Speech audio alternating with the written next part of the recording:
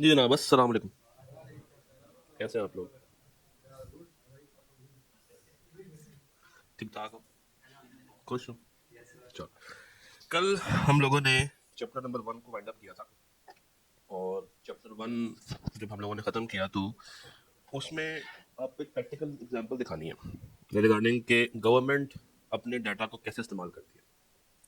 अब ये example chapter 1 के साथ भी सूट करती है और आगे जाके चैप्टर 4 बिग डाटा के साथ भी सूट करती है। तो हम अभी इसको देख लेते हैं और उसके बाद शुरू करते हैं बिग डाटा। ओके, तो मैं इसको यहाँ पे रखता हूँ ताकि कैमरा तक आवाज़ रिकॉर्ड हो जाए। सुननी है तरीके से 2 मिनट की video. This also records that female kidnapping, abduction, in which area, how many cases, how many complaints, what happened. It gives you data of murder, rape, acid throwing, female kidnapping, abduction, attempt to murder. So it gives you ransom, kidnapping, sexual assault, harassment to women, robbery with murder, physical threats, domestic violence, and other. Which area, what time period, which month. Daily data gets analyzed here that today, which was, and then that is reported to the Chief Minister's live dashboard. So she is virtually seeing the entire crime data, daily crime data on her live dashboard. This entire Safe City and Women City Climate Watch, this is all on Chief Minister's live dashboard in her office also, on her phone as well, and on her iPad also. So everything is fed into her live dashboard as the Chief Minister, and she monitors it. She then can call SN today what is happening in Gujarat. Why this, there's an increase in the complaints. And she literally is monitoring the manholes of streets at the moment because there's a campaign going on. A few deaths were reported about 2 months back in the manhole on the street, open manholes. So now the campaign in Punjab, no manhole will be left uncovered. And she's monitoring it live on her dashboard. So this is how she works. She's very, of course, technology driven, but also very, very proactive and active chief executive. That's the more important thing, Yeah. more than technology. That's right. This virtual home demonstration has been recognized as the best UN international practice. In their 2025. Wow, congratulations. So this is the team receiving calls and having on data.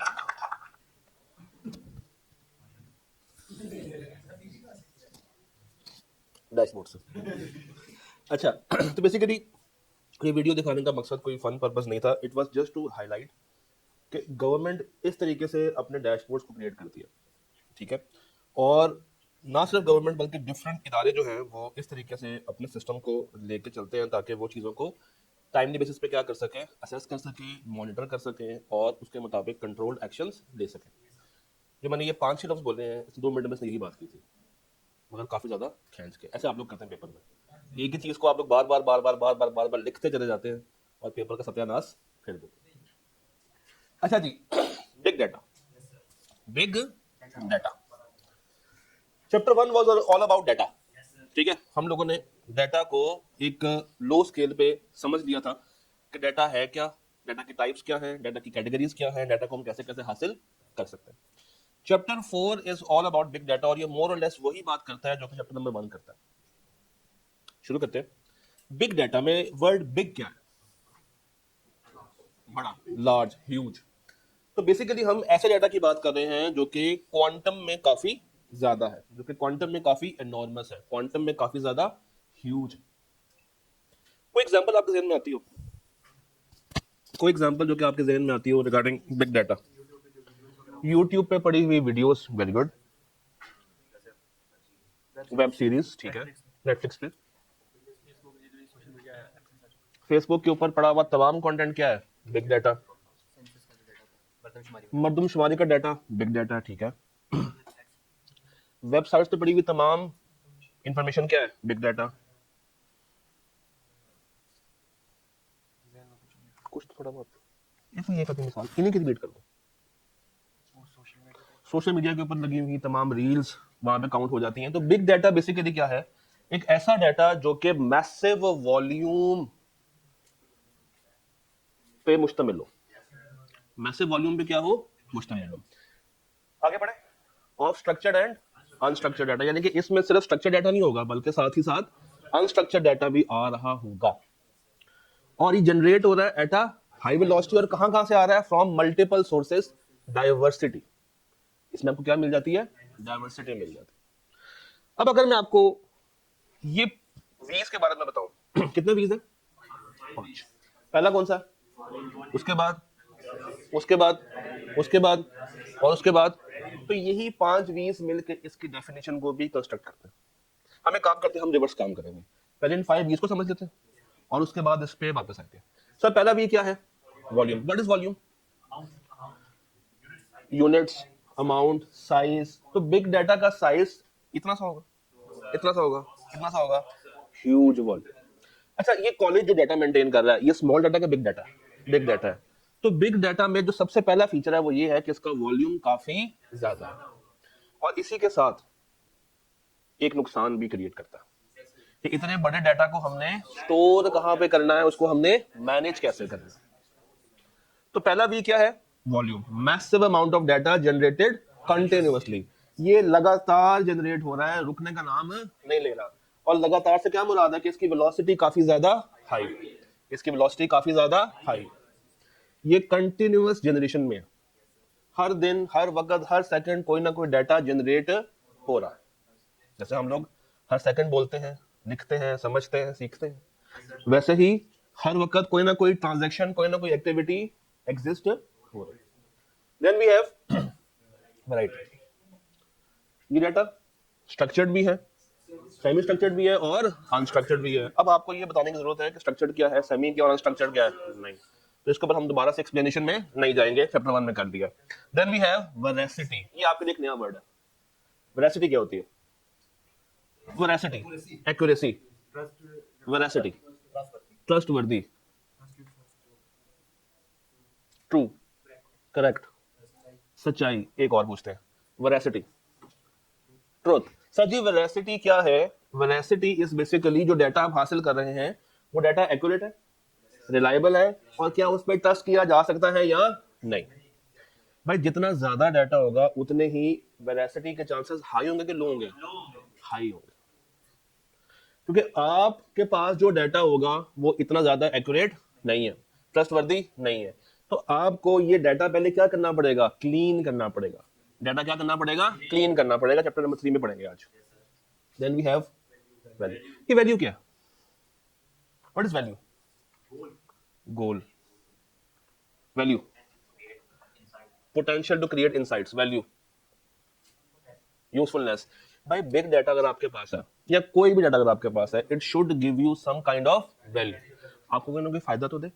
अगर वो फायदा ही आपको नहीं दे रहा तो फिर वो data किस काम का? याद है हम लोगों ने कल एक डेफिनेशन देखी थी डाटा की, कि आप इनपुट देते हैं और उससे क्या निकालते हैं? वैल्यूएबल इनसाइट्स, जो कि आपको हेल्प करती है to make decisions. Valuable insights. तो डाटा में हमारे पास कितने वीज होने चाहिए? 5। पहला वी कौन सा है? वॉल्यूम। उसके बाद दोबारा से पहला, अब जरा पढ़ते हैं डेफिनेशन। कहता है जी big data refers to the massive volume. रुक जाए, मैसिव वॉल्यूम पहला वी कौन सा? वी कौन सा है? Volume of structured and variety generated at high velocity from diverse sources like social media, IoT devices, transaction, sensors and more. ये कौन सा? Variety. It has become a critical business asset for extracting insights. कौन सा भी है? Value, value, value, value. और ये data को अगर हम सही से इस्तेमाल करें इन आवर डिसीजन मेकिंग, तो ये हमें क्या दे देता है? Competitive advantage. ये क्या होता है? कंपेटिटर से आगे निकलने के लिए आपको कुछ ना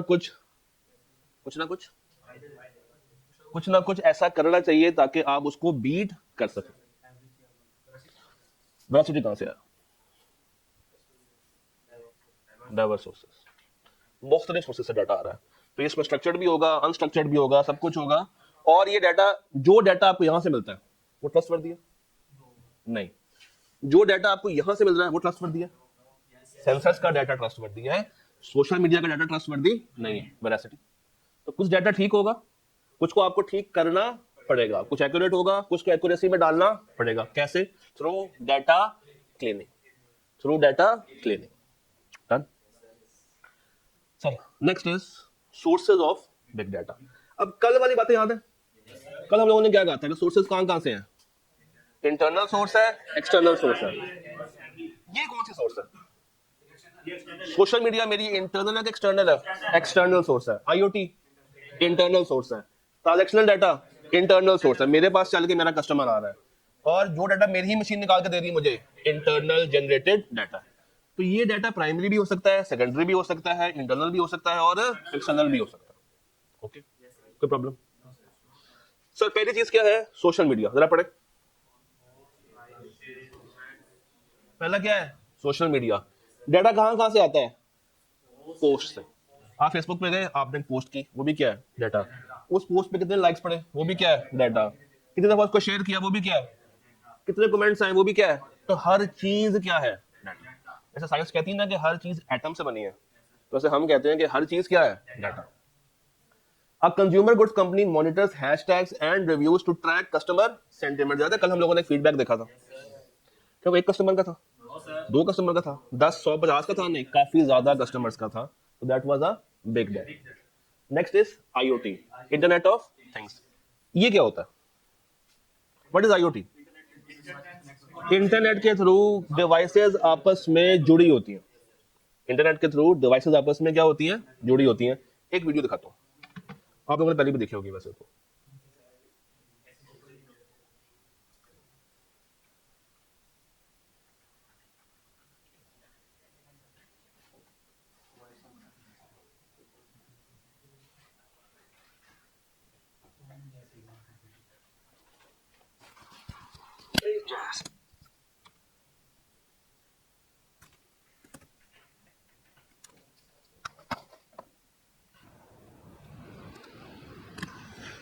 Hey Jess. Playing jazz.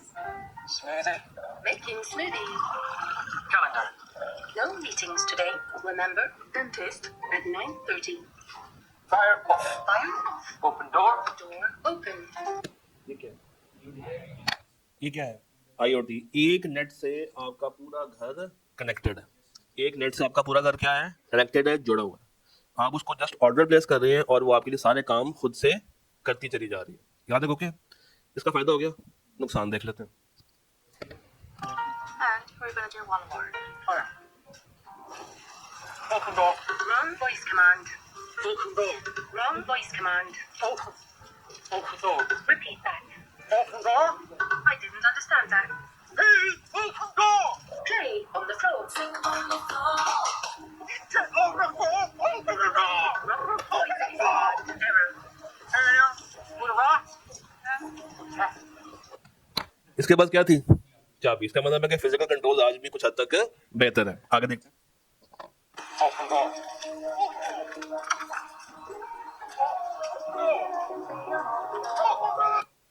हाँ जी, कुछ समझ आई बात की? तो IoT क्या है? IoT बेसिकली क्या है? इंटरनेट से कनेक्टेड डिवाइसेस जो कि आपस में क्या करती हैं? इंटरैक्ट करती हैं। और ये चलती किसके ऊपर है? आपके ऑर्डर पर। वापस आता है। अब पढ़ें थर्ड पॉइंट, ट्रांजैक्शनल डाटा। ये डाटा कौन सा होता है?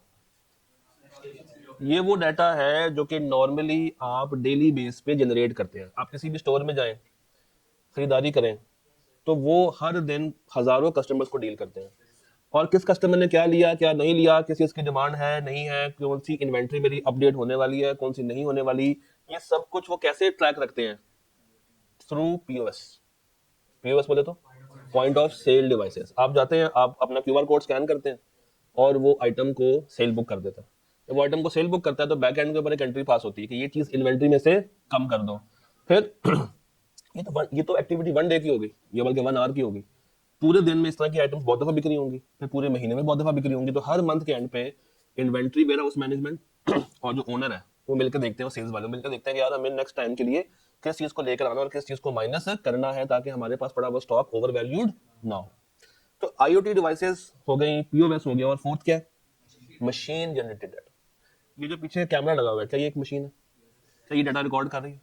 इसको क्या पता कि डाटा कितने टाइम का रिकॉर्ड हो गया? इस पर लिखा आता है, सेंसर लिखा होता है ना कि भाई इतने मिनट का हो गया है, इतने सेकंड का डाटा हो गया है, कितनी स्पेस बाकी रह गई है। तो ये डाटा भी कौन जनरेट कर रहा है? मशीन। इसी तरह सेंसर्स लगे होते हैं, जैसे AC में सेंसर होता है कि आप उसको कहते हैं कि 26 डिग्री तुमने मेंटेन करके रखना है, और अगर 26 से नीचे जाता है तो AC ऑन होता है कि ऑफ होता है? 26 से नीचे होता है तो कोई मसला नहीं है, जब 26 से ऊपर जाएगा तो वो ऑन हो जाएगा और उसको वापस किस पे लेकर आएगा? 26 पे लेकर आएगा। तो ये जितने भी सेंसर्स हैं, जितने भी डिवाइसेस हैं, ये सारी की सारी डेली बेस पे क्या कलेक्ट कर रही हैं? आपका डाटा हासिल कर रही है। सेफ सिटी कैमरे की जो भी बात हो रही थी, वो कैमरा आपका चलान कर रहा है, आपको चीज का पता है ना? क्यों? उसे कैसे पता कि चलान करना है या चलान नहीं करना? उसको कमांड दी हुई है कि अगर इस लाइन को गाड़ी क्रॉस करती है इस टाइम के ऊपर, जब रेड लाइट ऑन है या येलो लाइट ऑन है, तो तुमने चलान कर देना है। एक बंदा बगैर हेलमेट के जा रहा है, उसका चलान कर देना है। आपने उसमें डाटा फीड किया और उसमें लगा हुआ सेंसर उसको ट्रैक करता है और वो चलान काट देता है। तो बिग डाटा वो साथ साथ हासिल करता जा रहा है कि मैंने पूरे दिन में कितने चलान काटे, पूरे महीने में कितने चलान काटे, पूरे साल में कितने काटे। फिर इसका स्टैट्स बनते हैं और वो स्टैट्स गवर्नमेंट के साथ शेयर होते हैं कि हम लोगों ने अपने खजाने में कितने पैसे इकट्ठे किए। Got the point? तो सोर्सेज क्या है? अब अगर आपको एग्जाम में सवाल आए कि भाई सोर्सेज ऑफ बिग डाटा क्या है, तो परेशान नहीं होना। अगर आपको चैप्टर 1 वाली बातें भी आते हैं ना, अब वो भी लिख सकते हैं कि भाई डाटा कहां से आता है, थ्रू इंटरनल और एक्सटर्नल। इसमें से इंटरनल कौन सा था? ट्रांजैक्शनल है, मशीन है और कुछ हद तक आईओटी है। और एक्सटर्नल कौन सा होता है? Normally social media. उसी को आपने क्या कर देना है? एक्सप्लेन कर देना। और एक एक छोटी छोटी सी एग्जांपल्स अपने ध्यान में रखनी है कि अगर नंबर ज्यादा हो तो हम उसमें एग्जांपल्स को भी कोट कर सके।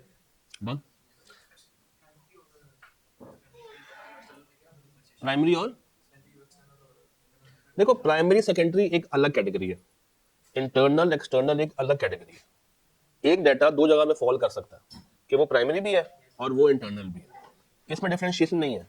हम देखते हैं कि हमारे रिसोर्सेज लग रहे हैं या नहीं लग रहे, दैट इज इंटरनल और एक्सटर्नल। हमारे मुताबिक है प्राइमरी, हमारे मुताबिक नहीं है, किसी और ने हासिल किया हुआ है, अब मुझे उसको कन्वर्ट करना है सेकेंडरी। ये फर्क है। Sir methods of big data collection, methods of big data collection तरीके क्या है? पहला क्या है? Web scrapping. ये क्या होता है? वेबसाइट्स पे पड़ा हुआ डाटा हम लोग यूज करते हैं टू कंपैरिजन बिटवीन के कौन सी वेबसाइट मुझे चीपर रेट ऑफर कर रही है और कौन सी वेबसाइट मुझे ज्यादा रेट ऑफर कर रही है। अब वेबसाइट पे पड़ा हुआ डाटा इटसेल्फ क्या है? Big data. इटसेल्फ क्या है? Big data.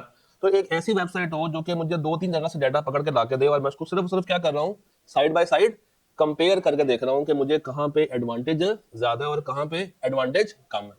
उसके बाद सेकंड पॉइंट क्या है? डाटा फ्रॉम सेंसर्स या आईओटी। ये सेम है जो कि अभी हम लोग पढ़ के आए। उसके बाद नीचे आए लॉग फाइल्स। इसके बारे में उन्होंने कल बात की थी। लॉग फाइल्स क्या होती है? लॉग फाइल्स क्या होती है? लॉग ट्रैक रिकॉर्ड रखना। लॉग क्या होता है?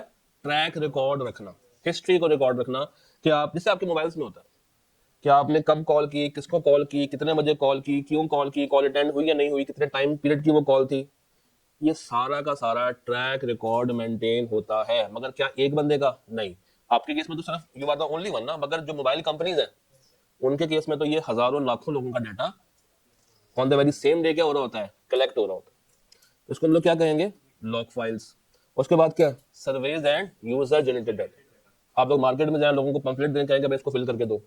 अब एक बंदा फिल करेगा, 10 फिल करेंगे, 100 फिल करेगा, 500 फिल करेगा, 1000 बंदा फिल करता डाटा। वो डाटा क्या है? Big data. तो अगर आपको एग्जाम में सवाल आ जाए कि भाई मुझे बताइए सोर्सेज ऑफ बिग डाटा क्या है, ये भी लिख सकते हैं, इसको भी साझा हो सकते हैं। और सवाल अगर आए मेथड्स क्या है, तो अगेन इन दोनों को आपस में जोड़ के वो आंसर किया जा सकता है। डन। अब आ जाए किस पे? Application.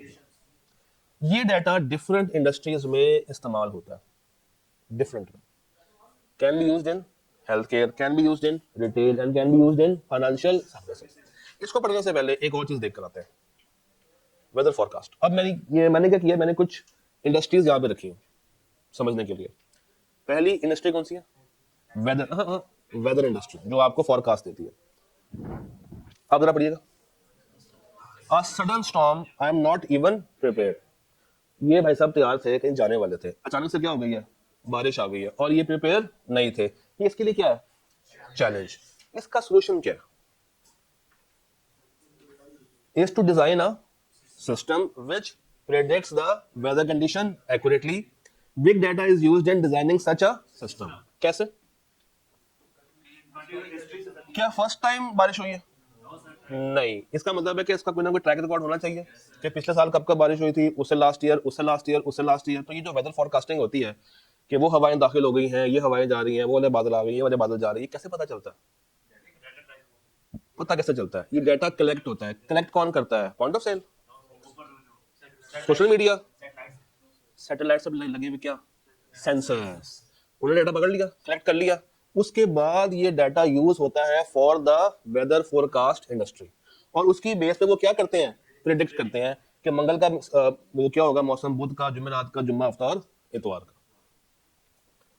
Next is again weather forecast के अब बिग डाटा हमें कैसे हेल्प कर सकता है। पहला पॉइंट पढ़े,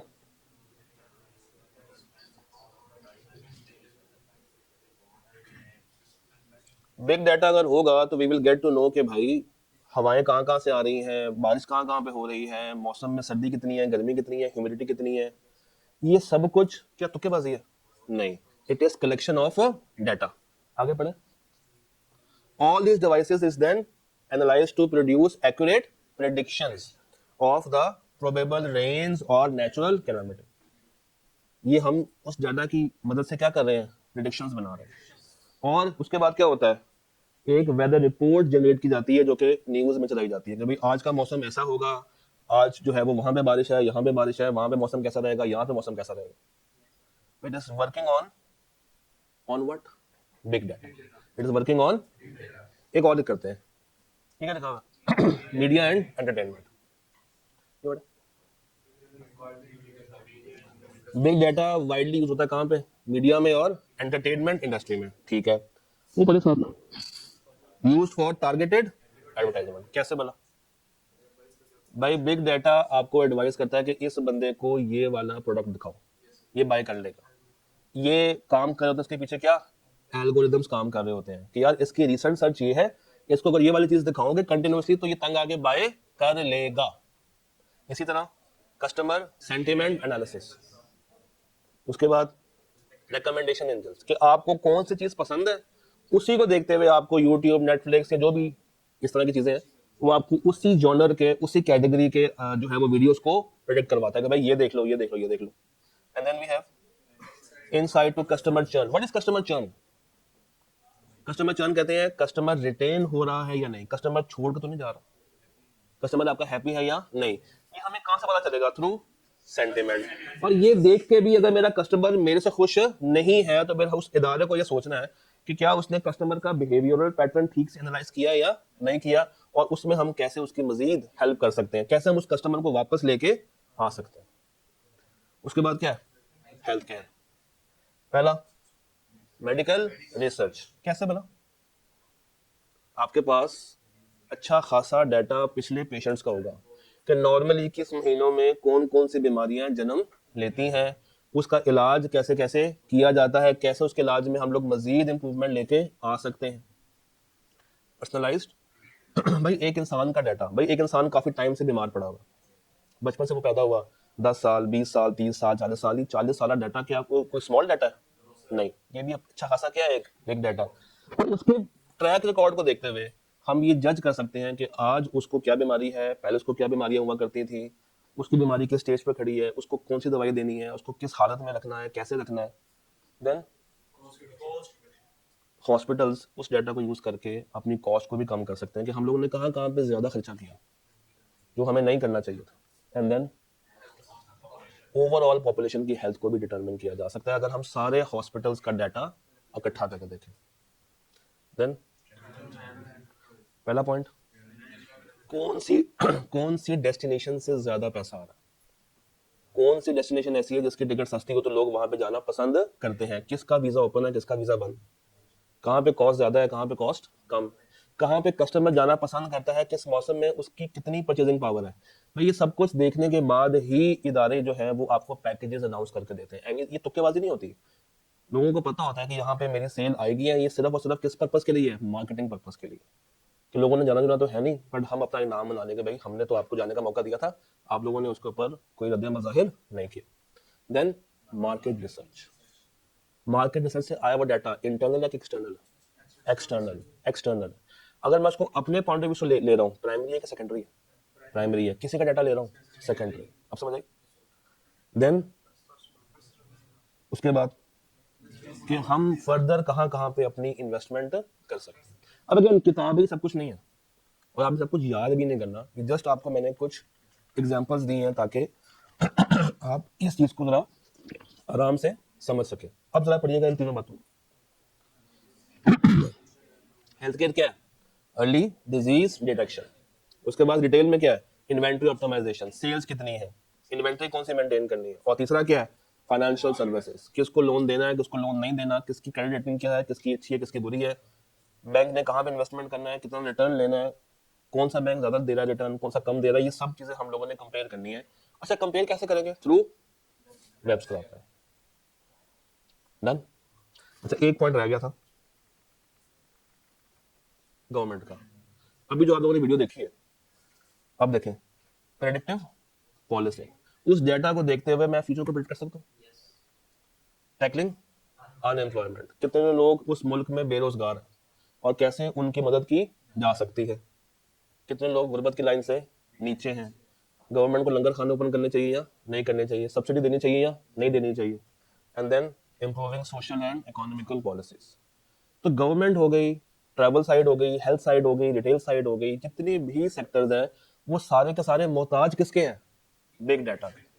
सारे के सारे अल्टीमेटली मोहताज किसके हैं? बिग डाटा के। ये सारी एग्जांपल्स मैंने इसलिए दिखाई है कि अगर आई कैप खुदा ना खास्ता कोई एग्जांपल पूछ ले तो आप उस वक्त पैनिक ना हो रहे हो, आपको कुछ ना कुछ वहां पे लिखने के काबिल हो। डन। क्या क्या चैलेंजेस है, क्या क्या चैलेंजेस हैं? अच्छा, ये अगर आपको याद करना है ना तो आपको 5 V's याद होने चाहिए। पहला वी क्या था? उसका चैलेंज क्या होगा? क्वालिटी भी और स्टोरेज भी। स्टोरेज भी कि इतना हजूम डाटा का मैं कहां पे रखूं। Traditional databases struggle with big data volume. जितना ज्यादा वॉल्यूम होगा, जो ट्रेडिशनल जो नॉर्मल डेटाबेस है वो उसमें हम उसको समेट नहीं सकते। तो इसका सोल्यूशन क्या? कि हमें कुछ नई जनरेशन की डेटाबेसेस को यूज करना है जो कि स्पेसिफिकली बनी कि किसके लिए है? बिग डाटा के लिए। वो दो हैं, एक है हडूप और एक है स्पार्क। दोबारा से, एक है हडूप और एक है स्पार्क। दोबारा से, एक है बस ये नाम आने चाहिए। क्या आने चाहिए? सिर्फ और सिर्फ नाम। अच्छा, सेकंड वी क्या था? वेलोसिटी। वेलोसिटी, ये डाटा फ्रीक्वेंटली आ रहा है, रुकने का नाम नहीं ले रहा। तो इससे क्या चैलेंज है? अगेन, जितनी स्पीड पे डाटा जनरेट हो रहा है अल्टीमेटली किसको बढ़ा रहा है? उसके ओवरऑल साइज को, वॉल्यूम को बढ़ा रहा है। तो अगेन उससे मसला भी क्या आता है? स्टोरेज का और प्रोसेसिंग का। अगला भी क्या है? वैरायटी। वैरायटी में क्या था? स्ट्रक्चर्ड भी है, अनस्ट्रक्चर्ड भी है, सब कुछ। उसके बाद वेरासिटी। वेरासिटी ये क्या था? डाटा मेरा ट्रस्टवर्दी है या नहीं है, डाटा मेरा एक्यूरेट है या नहीं है। उससे भी क्या मसला आएगा? क्वालिटी का।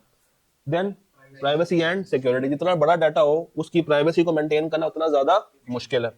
अच्छा, कहता है क्वालिटी में मसले। तो ठीक कैसे करें? डाटा को साफ करके, डाटा में से जो डुप्लीकेशंस हैं उसको खत्म करके, डाटा को एक सिंगल मॉडिफाइड स्ट्रक्चर में कन्वर्ट करके, ताकि मेरा डाटा एक तरह का हो। इसी तरह प्राइवेसी को मैं कैसे मेंटेन कर सकता हूं? Through encryption, through access control. हम लोग आगे जाके पढ़ेंगे रबैक। रबैक क्या होता है? Role based access control. जो जिसकी पोजीशन है सिर्फ और सिर्फ उसको वही डाटा मिलना चाहिए। Data integration. What is integration? Data को डाटे के साथ जोड़ना, लिंक करना, एक चीज को दूसरे के साथ क्या करना? जोड़ना। भाई डाटा यहाँ पे मल्टीपल सोर्सेस से आ रहा है, याद है? हमारे पास सोशल मीडिया से भी आ रहा है, हमारे पास रिसर्च से भी आ रहा है, इंटरनली भी आ रहा है, एक्सटर्नली भी आ रहा है। तो ये डाटा का जो इंटीग्रेशन है उसको हम कैसे करेंगे? Through some solutions. एक लिखा हुआ है इसमें ETL। क्या लिखा हुआ है? ETL। मैं नाम बोल देता हूँ। ETL means extract transform load. कहां पढ़ेंगे भला? ADRP 6 या 5? देख ले, आराम से देख ले। ETL एक्सट्रैक्ट ट्रांसफॉर्म लोड 6 है, एक्सट्रैक्ट ट्रांसफॉर्म लोड। तो आप यहां पे लिख सकते हैं कि ये डिटेल कहां पे हमें मिलेगी? चैप्टर नंबर 6 में। तो ये है कुछ बिग डाटा के चैलेंजेस और उसका सॉल्यूशन। अब सुने सवाल कैसा आ सकता है एग्जाम में। वो आपको एक सिनेरियो दे और आपसे कहे कि आप एक डाटा कंसल्टेंट है, कंपनी को आपकी जरूरत है, कंपनी परेशान है कि उसको बिग डाटा में बहुत ज्यादा चैलेंजेस आ रहे हैं, और वो यही चैलेंजेस को एक एक लाइन में आपको लिख के दे दे सिनेरियो की फॉर्म में, और आपसे कहे कि यू आर द एडवाइजर। अब उनको एडवाइज करें कि वो इन चैलेंजेस से कैसे बाहर आ सकते हैं। तो आपने लिखने क्या होंगे सिर्फ, तो ये इंपॉर्टेंट है। इस तरह का सवाल एग्जाम में आ सकता है. Then there are some emerging trends in big data. पहला ट्रेंड क्या है? इसको हमने तसल्ली से पढ़ना. हमारा पूरा चैप्टर है. चैप्टर नंबर कौन सा? 11 with the name AI and machine learning. Second क्या है? Edge computing. ये भी आगे जाके डिटेल से आएगा. उसके बाद क्या है? इस पर बात करते हैं. What is data democracy? Democracy क्या होती है वैसे? जमहूरियत. डेमोक्रेसी में क्या हर एक के पास इक्वल राइट्स होते हैं? ऐसा ही है. तो डेटा डिमोक्रेटाइजेशन पूरा वर्ड है. इसका मतलब ये होता है कि एक नॉन टेक्निकल बंदे को भी आप इतनी स्किल दे दें कि वो अपने डाटा को खुद एनालाइज कर सके. देख ले, मैं लिखवाता हूं. एक नॉन स्किल्ड बंदे को, एक नॉन स्किल्ड नॉन टेक्निकल बंदे को, एक नॉन स्किल्ड नॉन टेक्निकल बंदे को,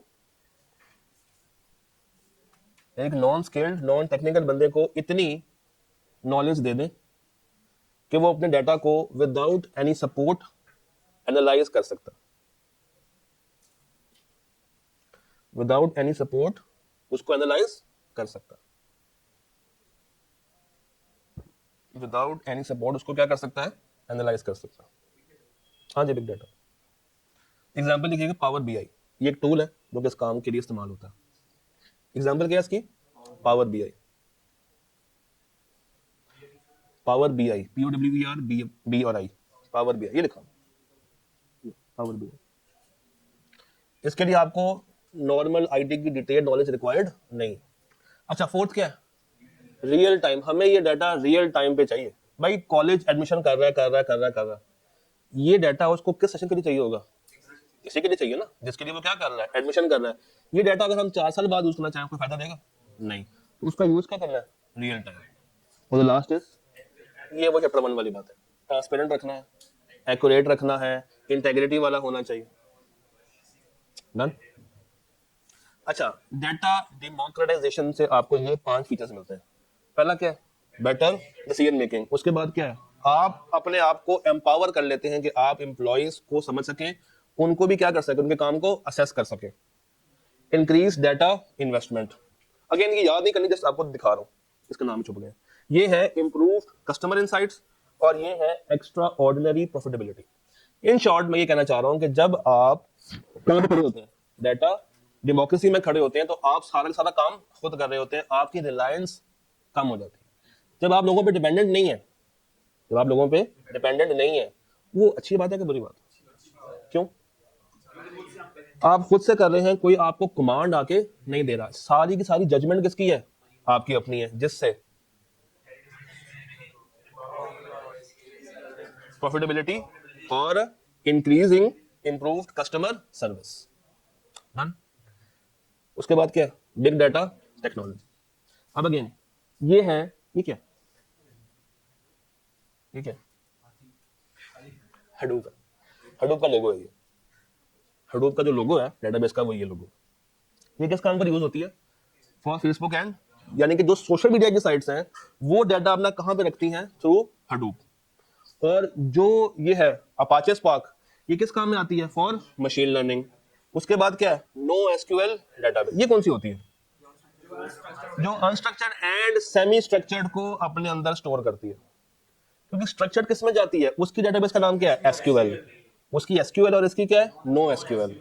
और आगे कुछ एग्जांपल्स दी हुई हैं, मोंगोडीबी और कसांड्रा. अगेन सिर्फ नाम याद रखने हैं, मोंगोडीबी और कसांड्रा. मैं अक्सर बच्चों से कहता हूं कि आईकैब इसमें आपकी वोकैबुलरी भी टेस्ट करता है. अभी तो कहानी शुरू हुई है, अभी तो दमादम बुक भी आएगा. क्लाउड प्लेटफॉर्म्स, ये नाम सुने होंगे आपने. Microsoft Azure, Google cloud, Apple का भी होता है आई क्लाउड. तो वहां पे भी आप इस बिग डाटा को स्टोर कर सकते हैं. तो ये चैप्टर आपको स्टोरेज के बारे में एक हल्की सी राय दे रहा है. इसके ऊपर हमने एक प्रॉपर चैप्टर को भी देखना है कि डाटा को स्टोर कहां कहां में किया जाता है. तो अगेन पहला क्या था? Hadoop. Hadoop basically Yahoo, social media, Facebook, YouTube, Netflix उनके लिए है. मशीन लर्निंग के लिए कौन सा है? Apache spark. नो एसक्यूएल किसके लिए है? स्ट्रक्चर्ड, सॉरी अनस्ट्रक्चर्ड और सेमी स्ट्रक्चर्ड के लिए. और जो बाकी के क्लाउड प्लेटफॉर्म्स है वो नॉर्मल डाटा को अपने अंदर स्टोर करते हैं. डन. अब अगेन चैप्टर में कितनी मेन बातें थी? 7. पहली कौन सी है? कैरेक्टरिस्टिक्स, उसके बाद सोर्सेज, उसके बाद मेथड्स, उसके बाद उसके बाद और उसके बाद बिग डाटा टेक्नोलॉजी। अब इसमें सबसे लो प्रायोरिटी पता किसकी है? इसकी, सबसे लो इसकी, यानी कि इसको आपने चैप्टर के बिल्कुल एंड पे करना था, इसको शुरू में करने की जरूरत नहीं। इसमें से क्या आ सकता है? Type 1 straight forward mostly MCQs आएंगे। हाँ, कहां से लॉन्ग बन सकता है? टॉप पे कौन है? कैरेक्टरिस्टिक्स, इसमें कौन सा था? 5 E's, और उसके बाद कौन से हैं? एप्लीकेशंस। तभी मैंने आपको ये सारी एप्लीकेशंस दिखाई है। क्यों दिखाई थी भला? कि इसमें से चीजें बन के आ सकती हैं, कि हेल्थ केयर में कैसे यूज हो रहा है, रिटेल में, फाइनेंस में, ये सारी चीजें आपको एटलीस्ट पता होनी चाहिए। अच्छा, उसके बाद क्या है? मीडियम में कौन कौन है? 4 टॉपिक्स हैं, सोर्सेज, मेथड्स, चैलेंजेस और इमर्जिंग ट्रेंड्स। और यहां से शॉर्ट क्वेश्चन एग्जाम में 3 से 4-5 नंबर तक का आ सकता है। Done. Chapter 4 comes to an end. Break करते हैं, ब्रेक के बाद चैप्टर 3 पे आते हैं।